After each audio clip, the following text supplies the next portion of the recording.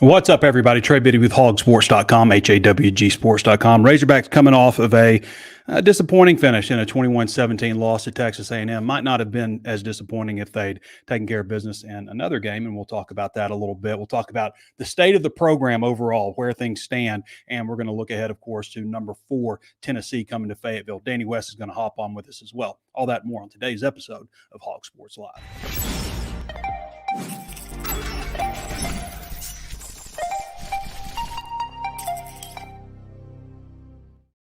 A lot of ways to listen to the show. You can join us on Apple Podcasts. Of course, throw us a 5-star review if you haven't done so already. Hawg Sports Live is the #1 rated and most reviewed show in Arkansas. We're certainly proud of that distinction. Thank you to all of you for answering the call and helping us get our message out there.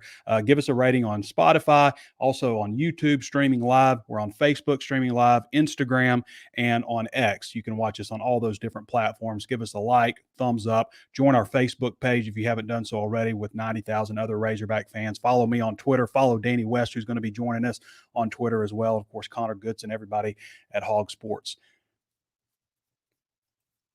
$627 a month right now, HawgSports.com if you haven't signed up. Interesting time coming up in Razorback sports. A crucial moment for Sam Pitman coming up this stretch of games. So just looking at this game ahead on Bet Saracen, Arkansas is plus 14 against Tennessee. 14-point underdogs against Tennessee in Fayetteville. 6:30. What is this? ESPN? I think it's ESPN. 6:30 game. Number 4 ranked Tennessee balls. Every game coming up from here forward. Not every game, but out of what is this? Out of 6 opponents, SEC opponents. All but Mississippi State's ranked. You've got Tennessee, who's number 4. LSU, I believe, is 14 after the bye week. And you've got Ole Miss, who is, I think they dropped to 12 after their loss to Kentucky. Texas is ranked 2. Mississippi State's unranked. Louisiana Tech's unranked. Missouri is ranked 9th, I believe.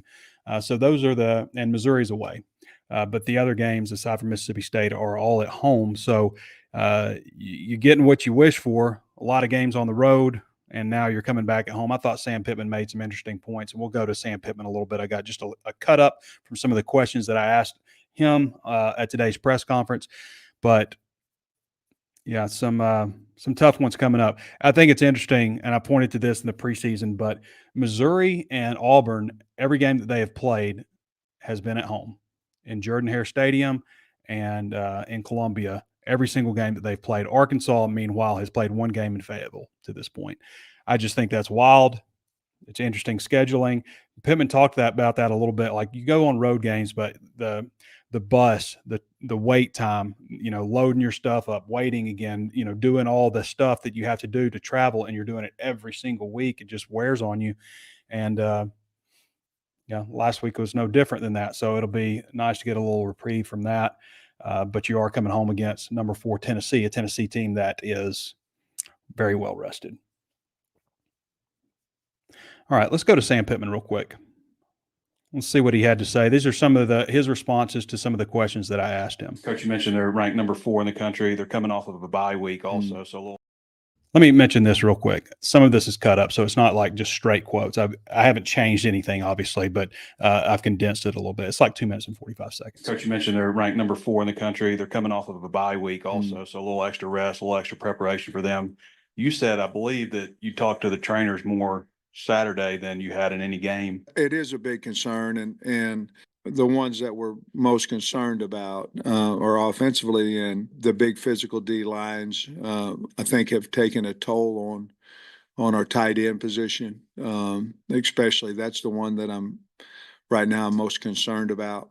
Yeah, I think it gives a advantage. We're undefeated on coming off our bye game, our bye weeks. And a lot of that is because we get our players back. We're going to try to take a little bit off of them today, not the mental part of it, not the speed part of it as far as how fast Tennessee goes. But we've got to, for us to compete like we need to and how we want to, we're going to have to be smart this week. Have you identified what some of the main problems were? We have a quarterback that's not confident. There's times when he can stand in the pocket that there is one there. There's times when he stays in the pocket and he gets hit. And we tried a lot of quick passing game as well. But I think between that, moving the pocket and running the football, the problem with that was early in the game, we lost a running back early in the game. 22 was in and out of the game. R-Dub was suspended, which he's not anymore, by the way, but he was suspended. So it takes a little bit of our tight ends.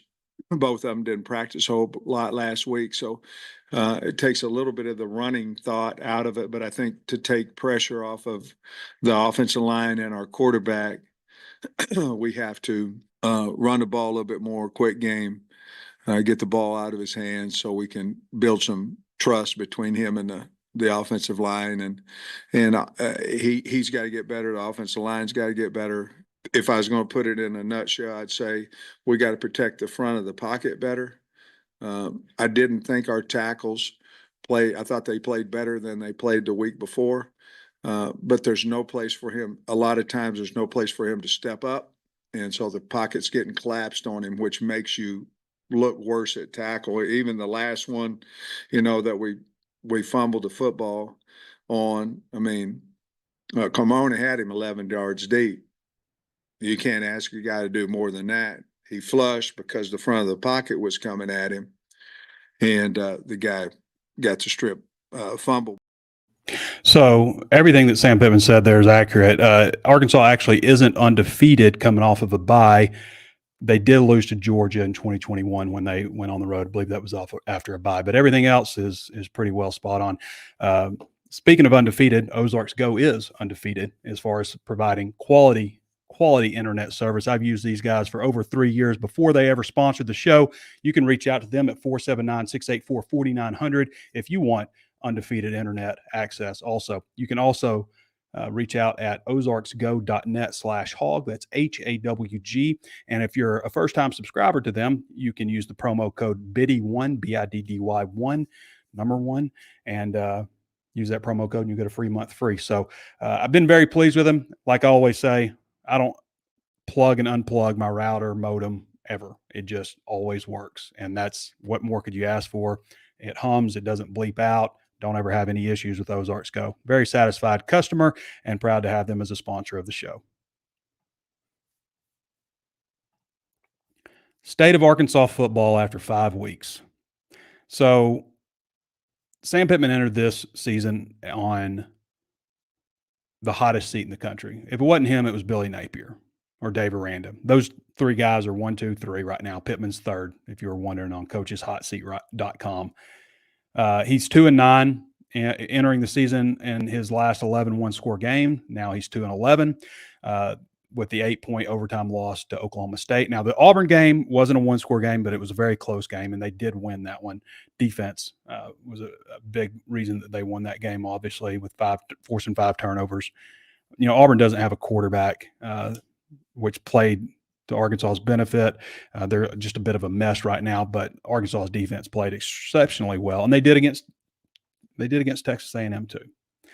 Some of the other complaints against Sam Pitman and his program is they've also kind of failed to really dispatch lesser than conference teams. Missouri State comes to mind. They lost to Liberty. They didn't play really very well against a really bad Kent State team last year. UAB, you got to throw UAB on that pile too, a 37-27 win where Arkansas was down pretty significantly for a while. That UAB team also lost 32-6 to ULM and 41-18 to Navy. So this might sound a little freeze-like, but Arkansas, this is the problem. It's not that they lost to Texas A&M. Because Texas A&M, yes, they could have won, and we'll get to that game. But if they'd have beaten Oklahoma State like they should have, then this wouldn't be talked about the way it is right now. Arkansas continually struggling in one-score games, because Texas A&M has better personnel than Arkansas does. Yes, they have other struggles. They had a redshirt freshman quarterback who, by the way, doesn't turn the ball over. They have a first-year coach, so you got culture change, all that kind of stuff. But their roster, top to bottom, is definitely better than Arkansas's. I think it's number 12, 10 or 12 or something in the 24/7 Sports Composite talent rankings. Oklahoma State's roster is not better than Arkansas's. Oklahoma State does not have the same resources Arkansas does when you consider NIL, facilities, all those kinds of things. I'm not knocking Oklahoma State. I'm going to get some comments from Oklahoma State fans. But Arkansas has a better roster than Oklahoma State, and they blew that game. And that's what it all comes down to. That's one reason, people are so frustrated right now. There's never been an opportunity for a guy that needed to win a close game who came into the season on the hot seat like Sam Pitman, and they blew that game. That's all there is to it, folks. You got to beat the teams that you're better than. Now, Texas A&M, they still had a chance to win the game, but you cannot be the team that has 10 penalties for 75 yards, and you cannot be the team that loses the turnover battle 3-0 if you don't have as good a talent as the other team. Now, some people have suggested that I go after Sam Pitman in the press conferences and stuff. And I'll just say, people, like last year, my intent's not to go after him. I ask the questions that need to be asked. And last year, when this was more of a discussion and needed to be asked, if you go back and look at some of the press conferences, I asked Sam Pitman, very pointedly, you concerned about your job security? I believe that was after Auburn, I think. Yeah, I believe it was after Auburn. Maybe it was after Mississippi State. I think it was after Auburn. But if you go back and look at some of those press conferences last year, you can just see, Sam Pitman probably got a little frustrated with me, and that's fine. I like Sam, but I also have a job to do. And I asked those questions. This year, guys, there's no question. Sam Pitman knows, I know, he has got to win or it's over. It's simple. There's no, aside from satisfying some angry Hog fan that wants me to put him on the spot and see him squirm or something, there's no reason for me to start asking the same question that we already know the answer to. Somebody suggested that I was conflicted because I like Sam Pitman. I like Sam, but I also have a job to do, and I try to do that job to my best ability. The only thing that I'm conflicted about, and yes, I was definitely going in thinking, yeah, it would be great if Sam Pitman, because people like Sam Pitman, personally, you want him to succeed. But the thing I would be conflicted about is this defensive coaching staff, which I think is superb. I don't think that Arkansas, you have a coaching change, you're most likely going to change coaches all the way around. They're not going to go out and get a guy that they may go get a guy as good, possibly, but the odds are they probably get somebody not as good for defensive coordinators, Travis Williams, a defensive passing game coordinator in Marcus Woodson. I love both of those guys as coaches. I think they're just both fantastic. I love Deke Adams, Darren Wilson. I think that's a great defensive coaching staff. I know that one reason that I'm thinking, man, it'd be great if they can keep this thing together, if they can get to a bowl game, satisfy some fans and get to a bowl game, because I know what year 2 Bobby Petrino's offense will probably look like. I know it's hard to learn. It's a pro style attack. It's a very complicated offense. And I can go back to 2008, and that was a different era of college football. But you go back to 2008, and they never scored more than 4 touchdowns in a single game. So that's kind of what I was thinking. But none of that matters if they don't win this year. There's not a single coach in the country that is going to survive back-to-back losing seasons. Not in this climate. It used to be coaches almost always got 4 years, almost always. Few exceptions here and there. I think Tyrone Willingham was maybe fired after 3 at Notre Dame back in the day. But aside from that, you just didn't see it very often. Nowadays, it's different. And people are like, because Chad Morris, I went after Chad Morris a lot, and people want me to be more fiery, I think, in the walk and talk. And guys, I can be who I am. I'm not going to put on for the camera. I'm just going to go out. I think that's what people like about it is my authenticity with it. Sometimes I don't even know what I said. I just kind of go, and I feel how I feel. And part of me maybe is a little beaten down by it. But you got to remember, guys, with Chad Morris, at least right now we're watching football games. We're involved into the fourth quarter. And it was like that last year too, until you got to the end and the let go of the rope stuff started happening. But with Chad Morris, we were watching a quarter of football. Allegedly there's 44,000 people in the stands for Western Kentucky. There wasn't that many. We're watching, and the difference again, like coaches very rarely get fired that early, even if they stink. And that needed to be called. There needed to be, I'm not saying like a call to action, but that needed to be put out there and said by somebody in the media that, look, this is what is going on. There's a level of incompetence. This team is underprepared, unmotivated week after week after week, and something's got to be done here. It was a different situation. Arkansas was getting humiliated week after week, humiliated by teams from Group of Five conferences, barely getting past, FCS teams, but losing these games to one Group of Five conference team after another, and just getting the doors blown off of them against SEC teams, just annihilated. And I just thought it was inexcusable. I'm not happy with the state of the program right now, but we're watching football games at least, So forgive me if I'm not just like irate like I was back then. Am I frustrated? Absolutely. I mean, absolutely. I see potential, but it's frustrating when, Sam just makes, it seems like a lot of critical in-game decisions just go the wrong way most of the time. And that's frustrating. And I also see the potential of the defense. I know that there's potential with the offense. Now, let's talk about the offensive line a little bit. I wrote this story. If you have a VIP subscription to HawgSports, you would have read it. But I wrote this story about my concerns with the offensive line. And yes, I think it's a better offensive line than they had last year. Another coach that I really like on this staff is Eric Mateos. What's going on with the offensive line right now is not on Eric Mateos. It is on Sam Pitman. When he was hired, one of the things I said was, well, not going to have to worry about offensive line play. Just hired the best offensive line coach in the country to be your head coach. Not going to have to worry about that. But they have failed in recruiting. They've had too many guys leave the program over and over who they brought in. They have 13 guys on scholarship, and you need 17. 17 is the number of scholarship offensive linemen you should strive for. And if you look at this too deep, guys, name a future starter with that second group. Maybe Kobe Branham, who's a freshman. Too early to tell on him, but maybe him.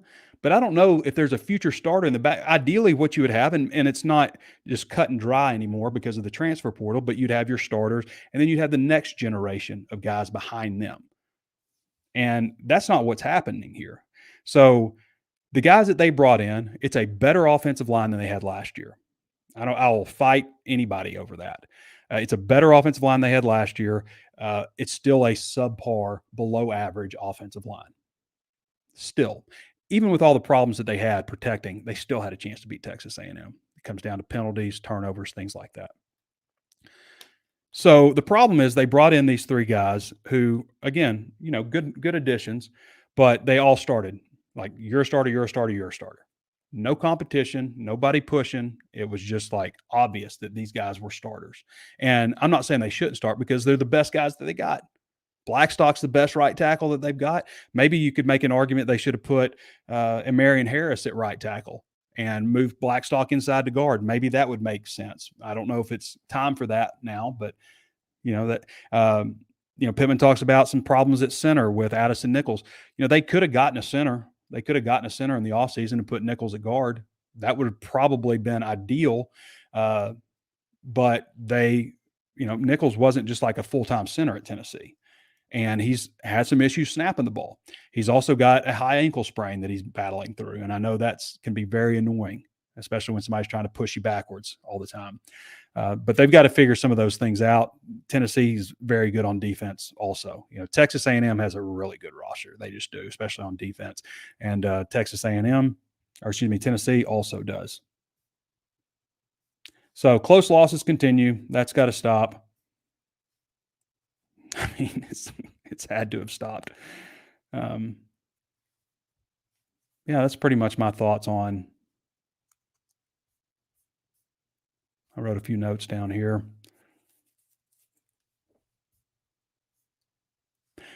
Also, I'll say this on Taylor Green. I asked this question on Sam Pitman. I didn't play that question in the video. I think I asked 4 or 5 questions in the press conference, so I just played the first 2.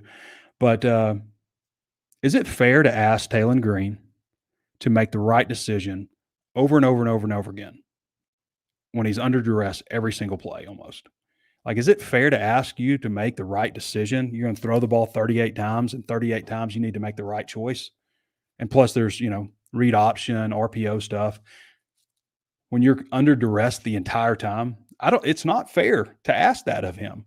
Yeah, you'd like to see him do that. And he, the 75-yard touchdown is an example of a play that he made, stepping up and weaving his way and finding an open wide receiver.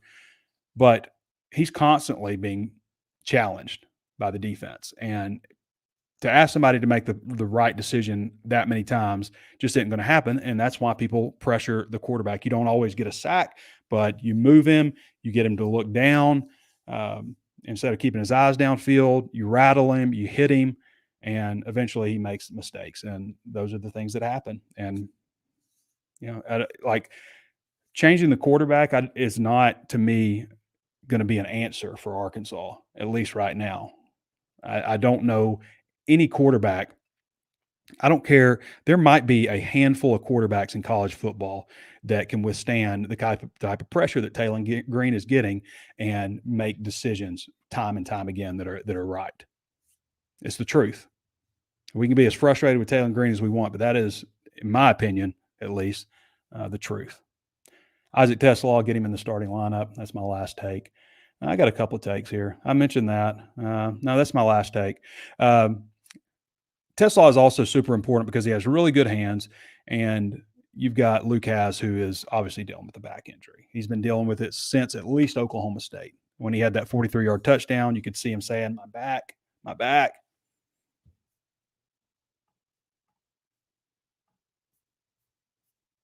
That's it.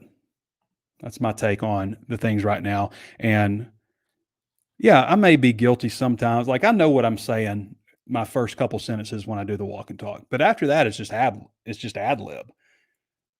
There might be times where I've turned up the volume of my character a little bit, like Stone Cold Steve Austin says. The McMahon documentary on Netflix is wild, by the way, if you haven't seen that, for you wrestling fans, old school wrestling fans. I wouldn't say I'm a wrestling fan. I'm an old school wrestling fan. I watched when I was a kid, but really good. I watched that like when I was traveling to the game on my phone, downloaded it from Netflix. So Connor Goodson's got the latest injury report. Rashad Dubinion, as he mentioned, is back with the team. He was, when you use the language like suspended indefinitely, that usually means like a long time.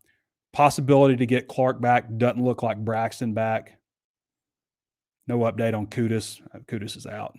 Miguel Mitchell, Monte Harrison, Shafre Brown. So you'd say Hudson Clark is questionable. Luke Has questionable. Ty Washington, probably questionable.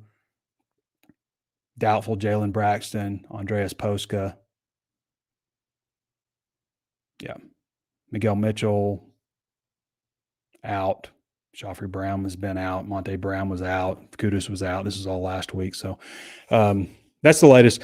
Tennessee obviously coming off of a bye, and that's not ideal. It's interesting that, I mentioned like Auburn has played every game at home. Missouri's played every game at home this year. Arkansas is about to play their second game in Fayetteville, because one reason is because the UAPB game was in Little Rock, but they were the away team this weekend in Texas A&M, so that one wouldn't have been a home game. So it's wild to think about that. And then the team that they get, their first SEC game at home, is maybe at least one of the 3 hottest teams in the country in Tennessee. You might as well get used to saying his name, Nico Iamaleava. Nico Iamaleava. Iamaleava. Iamaleava. Nico Iamaleava. Say it with me. Nico Iamaleava. He's the real deal. It's what everybody told me in the offseason. I remember I was talking to Bud Elliott, and we were doing our summer school deal that we do every year. And, just talking to him privately, he was like, this Nico, I think he went down there. He's like, this Nico Iamaleava is the real deal. And he is. He's very good.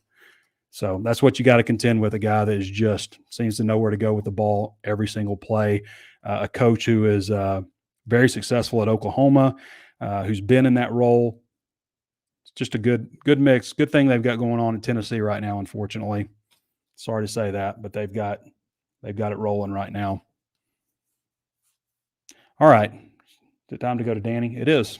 It's time to go to Danny. I've talked enough.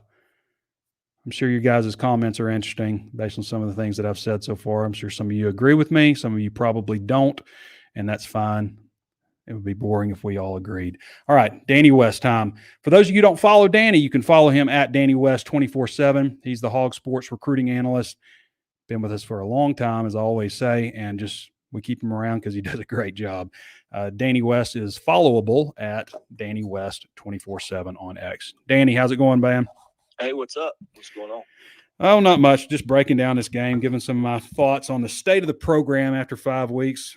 Curious your thoughts right now, Danny. I thought you made some good points. Can you hear me okay, Trey, by the way? We got you loud and clear. All right, cool. We got to get this studio finished out. I keep thinking about it every listen, week. They've got they're repaving my entire neighborhood today. Okay. So if you hear any trucks, sorry about that. But thought you were making some good points there. Not a ton to add to it. We pretty much agree most of the time, but clearly still some deficiencies on the offensive line, but I don't think that's their biggest problem. Their biggest problem to me is that lack of discipline you've talked about. We talked about it last year, and it got me blocked on Twitter by Dan Enos. Yeah, so me too, Danny. Dan Enos might blocked want us to plug both. them ears. Yeah. It's coming. I've got some numbers for you, Dano. 13th time in 53 games, they've had 10 or more penalties. That's a quarter of your games. It's 25 times in 53 games. They've had at least 7, which is slightly more than, what you would consider to be the league average over the last 4 or 5 years. And it's just frustrating. You think about last year, Trey, that A&M game, they were coming off of games of, 14 penalties and 11 penalties, right, against LSU and BYU. They go down to Arlington, played A&M a pretty good game, and committed 0 penalties for 0 yards. Yep.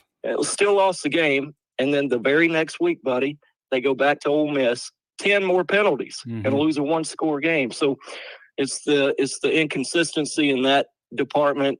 If not, if they had 0 on Saturday or even 5, they probably win, and they're 4-1 and griping about not being 5-0 with Herbie coming to town this week for a huge one. Yeah. It's stuff like that. It's not just the penalties, though, buddy. It's turnovers and bad decisions and right personnel not being in the game, delay of game out of a timeout, field goal, fake field goal, all that stuff. But it's frustrating because it's definitely a major part of all these losses. It's not always the reason, but it's a major part. And we know it doesn't have to be that way because, and I'm going to use the same examples that I used last year because they're still right back up there again this year. You look around, Oklahoma State, Kansas, Iowa, Iowa State, and Minnesota. Every year, Trey, they're going to be in the top 25 in penalties. You can kind of throw Kentucky up there the last 2 or 3 years. And, of course, they're leading the conference right now in the penalty category, coming off a huge win on Saturday. And which, by the way, guess what the penalty count was in Oxford? 8 for Ole Miss, 3 for Kentucky. And so, why are those programs able to play good, clean football and Arkansas is not? I think it's because, they're all similar in stature, if you will. You look around and proximity to talent, geography, all those things. Those are pretty similar programs I just mentioned, but some of them have figured it out and Arkansas hasn't. And I think the thing they figured out is that's their only chance. That's the only hope they've got. There's not enough NIL money to overcome the amount of ammo that Arkansas is shooting week after week into their feet, Yeah. I mean, you're spot on all that. As I mentioned in the show earlier, Arkansas can't be against Texas A&M, the team that has 3 turnovers and 10 penalties. You just can't. Can't do it. Danny. So, tell us how you really feel? Well, I mean, I hate to go in on them like that, but It's you true. still got some games. It's the truth, and that's our job. So that's what I'm going with. But if you're looking for a positive spin, you still got games left. If you're looking for a negative spin, I got you covered. You're playing number 2, number 4, number 9, number 12, and 13, and your next 7. So good luck. Yeah. I'm tired of seeing the same stuff. Tired of saying the same stuff every week, buddy. I am too. I mean, like, that's where I get, my walk and talk where people might criticize. I just feel like I could have uploaded last year's walk and talk or something, from Texas exactly. A&M. Although they didn't have the same number of penalties, obviously it was a 10 penalty difference, but right. Just felt like I had that thought. I was like, why don't I just upload this and just see what people do? Can you record this and just run it next Monday by chance? So I can sit on the deer stand. Exactly. I think we got a little cold front coming in. Yeah. Well, hey, Danny, I mean, what's crazy is, like, they can win. You hate to say this because I know how everybody feels, but like they're not going to beat Tennessee on Saturday. I would be stunned if they are able to pull that off. But crazy things happen in college football. They took a bad team to Tennessee in '92. It's a different era again, and beat number 3 Tennessee. Deep, buddy. I'm digging. Hey, I'm digging way deep. I mean, this is. How long was that field goal they kicked in that one? Yeah, it was a long one.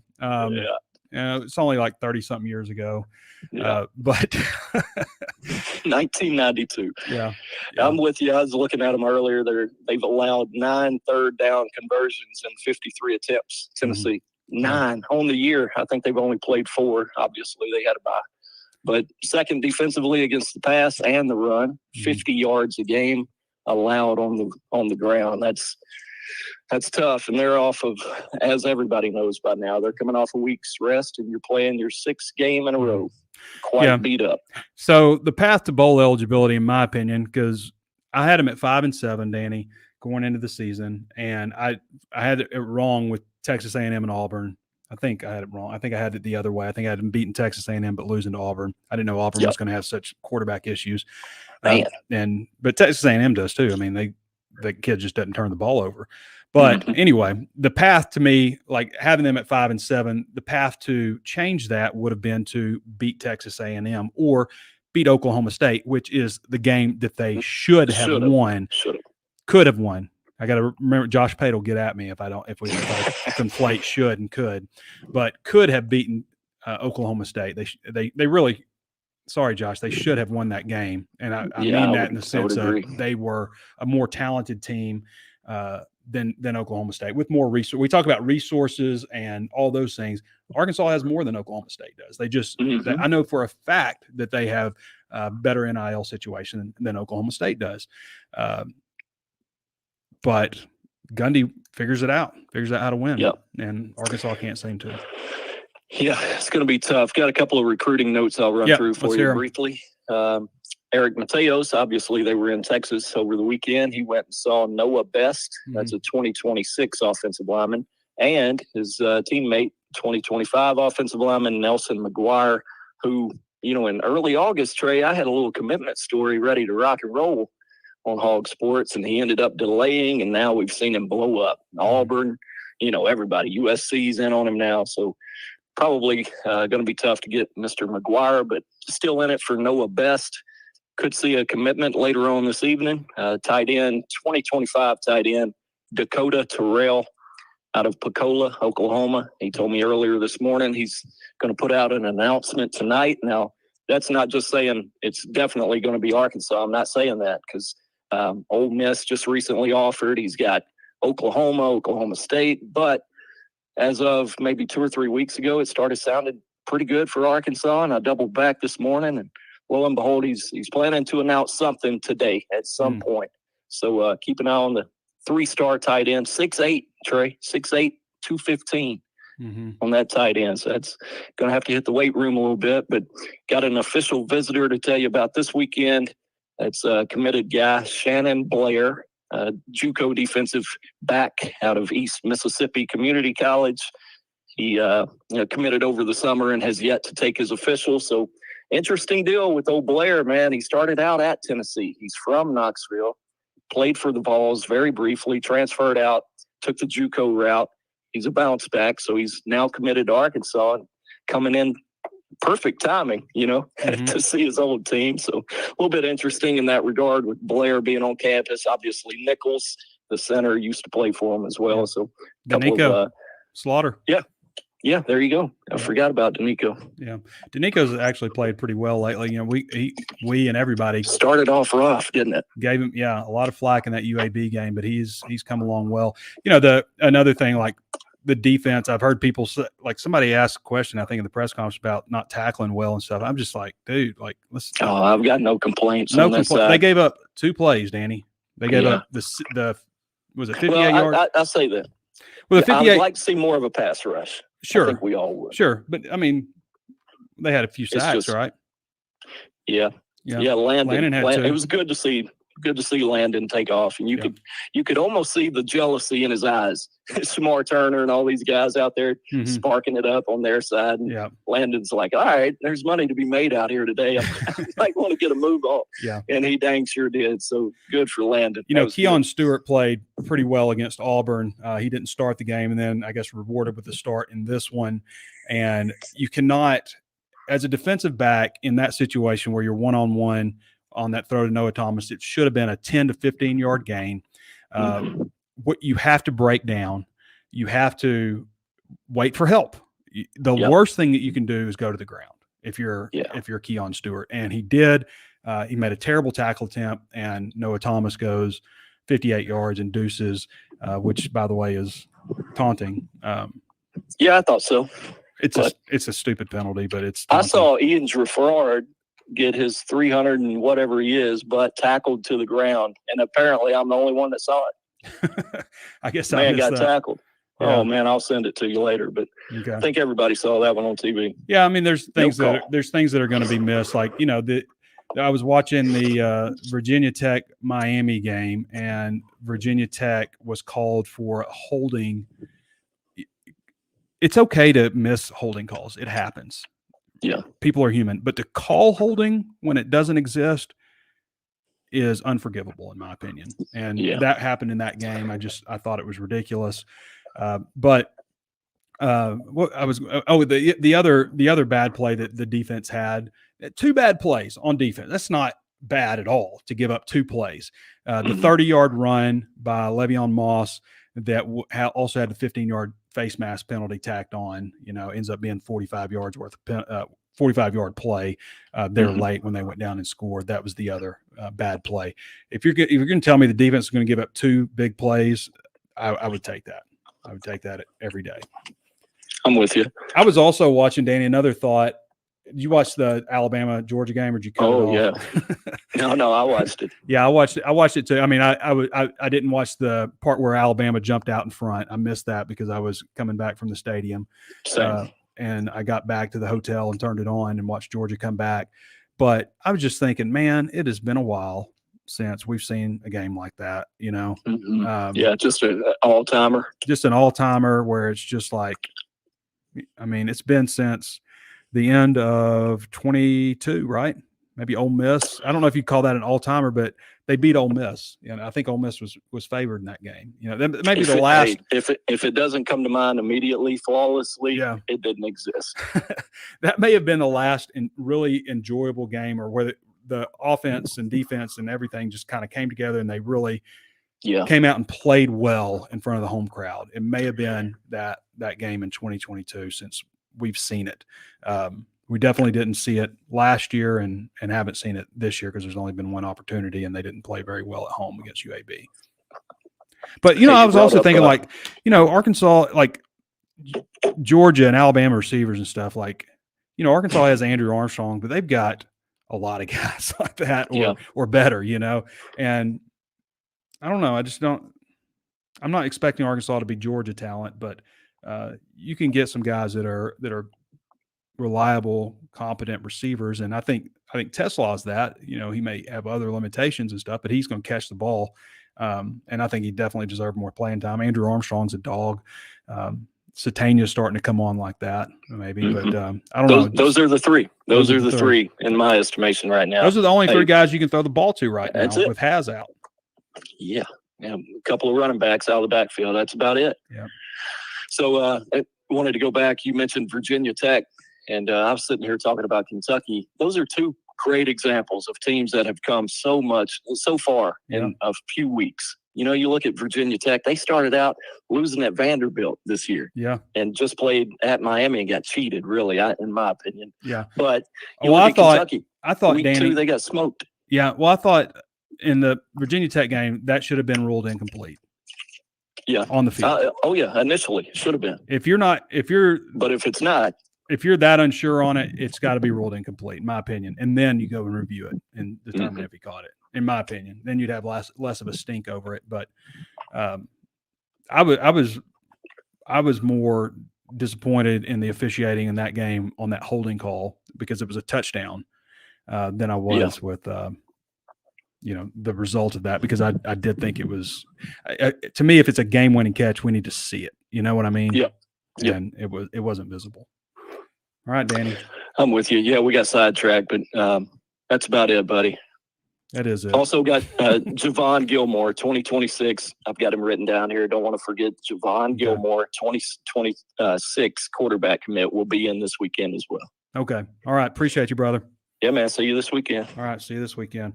All right, everybody. That's Danny West. Follow him at Danny West, 24/7 HawgSports recruiting analyst. Danny has over 50,000 people who follow him on X. So why aren't you following him? And if you want to read his content, you need a VIP subscription at HawgSports.com. Again, it breaks down to $65.18 for the whole year. That's what you're billed at. It's a $44.22 discount at HawgSports.com. One of the top 10 largest sites in the entire country. We're really proud to have that distinction here at Arkansas. I know other people in the network see it when they see the rankings and all that kind of stuff, and we do promotions and all that kind of stuff. And I love that Arkansas is up there at the top. Okay. Ozarks Go is at the top. Ozarks Go is at the top of your possibilities for internet service providers. You can reach out to them at 479-684-4900, and you can do away with the fighting in your house, your daughter coming up to you going, Dad, my phone's not working. Your son saying, my video game just cut out. Dad, why did it happen? Mom, whoever receives the brunt of that.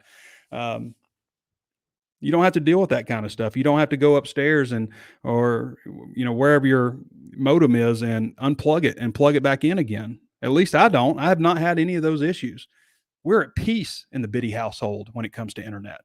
And if you want peace in your home, get Ozarks Go. 479-684-4900. You can also go to ozarksgo.net/hog and enter the promo code Biddy1 if you're a first-time subscriber and get 1 month for free. Stop fighting. Stop fighting in your house. Get Ozarks Go. That's an unscripted commercial. Didn't know where I was going with that. All right, everybody. Thanks to Danny West. Appreciate you guys for hopping on. And we started a little bit late, so we're going to cut a little bit early, only 40 minutes or so on this show. But we'll be back with you guys Thursday, of course, for the primer, the fluffer, as some people like to call it. And be an interesting walk and talk from Donald W. Reynolds Razorback Stadium. We're not even calling it Donald W. Reynolds. It's not Donald W. Reynolds Razorback Stadium anymore. It's Razorback Stadium. There's just not an official sponsor for it, but that'll be an interesting story. John Calipari tomorrow at 11 o'clock, holding a press conference. Plan to be there. Connor Goodson will be there. Connor will be with us on Thursday's show also, but